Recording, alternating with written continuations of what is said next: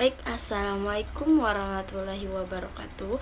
Perkenalkan, saya Husna Saada dari Program Ekonomi Syariah. Di sini saya ingin menjelaskan mengenai konspirasi perekonomian di dunia.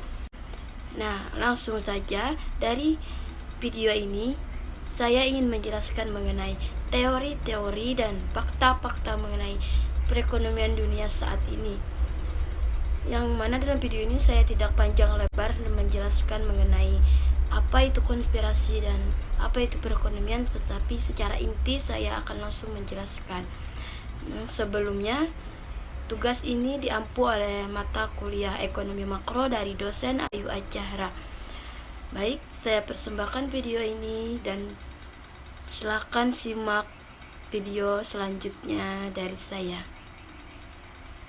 Baik, langsung saja, tidak perlu waktu lama. Di sini saya menjelaskan mengenai teori-teori mengenai konspirasi perekonomian Indonesia. Nah, secara keseluruhan pertumbuhan ekonomi global tahun ini diproyeksi sebesar 3,3%, sementara untuk tahun 2019 dan 2001 masing-masing sebesar 2,9% dan 3,4%. Nah, langsung saja saya membahas mengenai konspirasi. Baik, langsung saja, tidak perlu waktu lama. Di sini saya menjelaskan mengenai teori-teori mengenai konspirasi perekonomian Indonesia. Nah, secara keseluruhan pertumbuhan ekonomi global tahun ini diproyeksi sebesar 3,3%, sementara untuk tahun 2019 dan 2001 masing-masing sebesar 2,9% dan 3,4%. Nah, langsung saja saya membahas mengenai konspirasi 3,3%, sementara untuk tahun 2019 dan 2001 masing-masing sebesar 2,9% dan 3,4%. Nah, langsung saja saya membahas mengenai konspirasi ekonomi dunia saat ini. Yang pertama ada dari Dana Moneter Internasional, yang mana disebut sebagai IMF. Dalam laporan proyeksi perekonomian terbaru menyatakan pertumbuhan ekonomi di negara-negara ekonomi dunia saat ini. Yang pertama ada dari Dana Moneter Internasional, yang mana disebut sebagai IMF. Dalam laporan proyeksi perekonomian terbaru menyatakan pertumbuhan ekonomi di negara-negara, di mana negara-negara yang masuk dalam ASEAN 5 yaitu Indonesia, Malaysia, Vietnam, Thailand, dan Filipina akan cenderung terjaga tahun ini setelah terlambat di kisaran 4,7% tahun 2019 lalu. IMF pun sempat menurunkan angka proyeksi pertumbuhan ekonomi untuk Indonesia dan Thailand lantaran kinerja ekspor yang diproyeksi juga berpengaruh terhadap permintaan domestik. Gejolak dunia yang sering dibicarakan bukan hanya isapan jempol, bahkan kondisi ekonomi dunia kini kian mengerikan. Nah, terus yang dari teori yang kedua dari Menteri Luar Negeri Retno Marsudi bercerita saat ia menghadiri konspirasi tingkat tinggi KTT ke-35 ASEAN di Bangkok awal bulan lalu. Nah, dalam konspirasi KTT itu terlihat jelas kekhawatiran dari para petinggi dunia tentang kondisi ekonomi dunia. Dalam tingkat KTT di Bangkok hadir di situ Sekjen PBB, Managing Direktur IMF. Dari semua pembicaraan dengan petinggi itu, maka satu kesimpulan tampak sekali kekhawatiran para pemimpin dunia mengenai situasi dunia saat ini, baik dari aspek politik maupun ekonomi, ujarnya dalam situasi dunia saat ini dalam acara Rekalnas Kadis di Menara Kadin, Jakarta, Selasa 19/11/2019. Baik,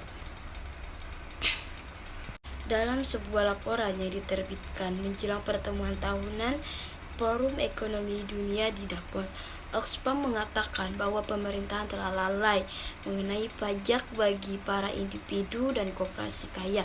Pada saat yang sama, tidak menyediakan cukup pendanaan pada layanan publik. Namun, laporan yang berjudul Time to Car ini juga menggarisbawahi disparitas ekonomi berdasarkan gender, mengutip bahwa perempuan dewasa dan anak-anak dibebani atas tanggung jawab yang tidak profesional, khususnya untuk pekerja di sektor jasa dan lebih sedikit peluang ekonomi. CEO Oxfam India Amit Bahar mengungkapkan bahwa ekonomi yang sedang terpuruk dimanfaatkan untuk mengais pundi-pundi kekayaan para miliarder. Nah, tadi kita membahas mengenai teori-teori yang dijelaskan sebelumnya di menit tadi. Nah, selanjutnya saya ingin menjelaskan mengenai fakta-fakta sebenarnya yang terjadi di tahun 2020 sebelum mengenai prediksi oleh IMF akan naik perekonomian. Namun faktanya di tahun 2020 ini perekonomian justru melemah. Untuk memperjelas atau mengetahui perekonomian dunia ini melemah ataupun meningkat, mari kita simak video selanjutnya, yang mana di video itu saya ingin menjelaskan mengenai fakta-fakta sebenarnya yang terjadi di tahun 2020 tidak seperti dengan prediksi.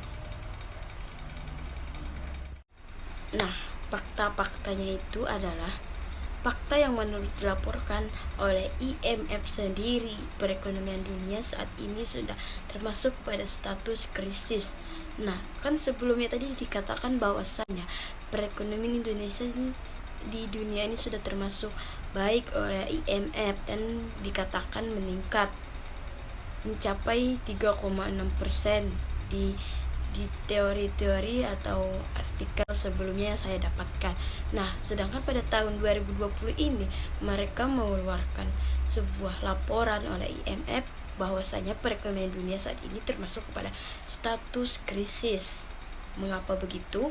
Karena kali ini krisis terjadi dan dipicu oleh sebuah pandemi, yang mana pandemi ini saat ini cukup tenar, yaitu pandemi COVID-19. Nah, kali ini krisis terjadi dan dipicu oleh sebuah pandemi, yang mana pandemi ini saat ini cukup tenar, yaitu pandemi COVID-19. Nah, yang mana pandemi ini tidak hanya di negara-negara tertentu, melainkan seluruh dunia. Otomatis saya sebagai masyarakat biasa juga mengenakan dampak-dampak dari COVID-19 ini, terutama terhadap perekonomian. Perekonomian terkena dampak COVID-19, yang mana perekonomian yang dulunya berjalan mulus, yang masih bisa berbelanja ke pasar, namun sekarang kita belanja ke pasar pun sudah terbatas untuk mengurangi rantai dari penyebaran virus ini. Nah, mungkin dari dampak COVID-19 ini berdampak terhadap perekonomian dunia. Nah, kalian juga merasakan dan saya juga merasakan dampaknya terhadap perekonomian saya sendiri, yang mana pendapatan semakin sedikit dan kebutuhan. Dan pandemi virus corona ini juga merupakan kondisi darurat kesehatan, tetapi segala perubahan menjadi krisis ekonomi dengan langkah-langkah pembatasan sosial dalam berjalan yang dilakukan untuk meredam penyebaran. Nah, IMF pun juga menilai meski banyak negara yang mulai mencabut kebijakan lockdown, namun proses yang dibutuhkan memakan waktu lama. Banyak negara pun masih terus bergulat dengan peningkatan jumlah kasus COVID-19, terlebih terhadap Indonesia, yang mana data kasus per hari pun menembus mencapai 1.500 per hari, dengan angka kematian yang cukup banyak serta angka kesembuhan yang lumayan terhadap angka penyebarannya. Nah, namun sebelumnya, dalam laporan terbaru Organisasi untuk Kerjasama dan Pembangunan Ekonomi OECD memproyeksi pertumbuhan ekonomi global tahun ini terkontraksi alias minus 6 hingga 7,6%. Proyeksi pertumbuhan ekonomi tersebut jatuh lebih rendah dibandingkan proyeksi Bank Dunia yang minus 5,2%. Nah, yang dalam artikel sebelumnya dibahas mengenai bahwasanya perekonomian Indonesia naik sampai 3 3,6%. Namun faktanya di tahun 2020 perekonomian baik. Di sini saya sudah masuk di sesi terakhir, yaitu sesi kesimpulan. Nah, di sini saya menyimpulkan dari pemaparan saya tadi, saya menyimpulkan bahwasanya perekonomian dunia ini tidak seperti dengan prediksi IMF pada tahun 2019 lalu terhadap tahun 2019, 2020, dan 2021, yang mana dia mengatakan bahwa perekonomian Indonesia mengalami kenaikan. Namun faktanya perekonomian Indonesia justru mengalami penurunan yang sangat turun dari perkiraan yang sebelumnya diperkirakan naik 3,5%. Namun kenyataannya menjadi turun menjadi 7,6%. Sangat turun drastis. Nah, dan mengapa perekonomian menjadi turun di tahun 2020 ini? Namun di tahun 2019 sudah diprediksi naik, dan sedangkan di 2020 menjadi turun dengan drastis. Semua itu dikarenakan akibat pandemi COVID-19 tahun 2020 ini. Namun saya tidak menyangka juga akan terdampak terhadap perekonomian di dunia. Dan saya sangat setuju mengenai oleh CEO Oxfam mengatakan bahwa yang mana di sini yang para petinggi, para bisnis miliarder menjadi kaya, sedangkan rakyat biasa di bawah menjadi terpuruk dan menjadi sangat miskin, yang mana harta mereka dikikis oleh para miliarder tersebut dan mereka tidak memiliki kesempatan. Baik, itu saja yang saya sampaikan dari video saya kali ini. Semoga dapat dipahami dan dimengerti dan diambil hikmahnya. Saya selaku diri saya sendiri meminta maaf apabila ada kekurangan dan kelebihan dalam perkataan terhadap saya. Saya juga manusia dan saya juga punya salah.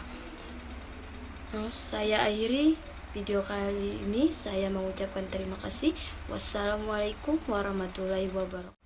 Dan juga tidak lupa saya ucapkan terima kasih kepada dosen pengampu mata kuliah ekonomi makro, yaitu Ayu Azahra MM. Terima kasih atas ilmu yang diberikan.